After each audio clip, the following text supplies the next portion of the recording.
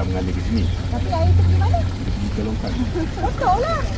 Jadi dia tengah buat kat situ. Air perbahan di dalam longkang. Dia kata once dah siap situ, ni automatik dia stop. Bila dia nak siapkan? Dia orang tengah buat. Ini kan longkang ni pun dah kering. Ambil gambar ni, tunjuk badan. Kita bagi kat menteri.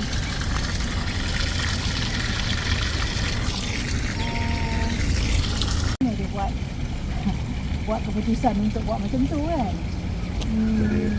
Dia kata yang tu dia ambil masa. Dah ada aduan kat sini, sementara dia buat. Untuk sementara je. Nanti dia dah settle kat situ, dia kata automatik air ni akan stop bila dah bersih kat depan ni. Bila? Kontraktor tengah buat. Sedang? Sedang buat. Tu macam mana nak bersih balik longkang ni? Dengan najis-najis ni? So kita suruh dia betulkan sekali tu?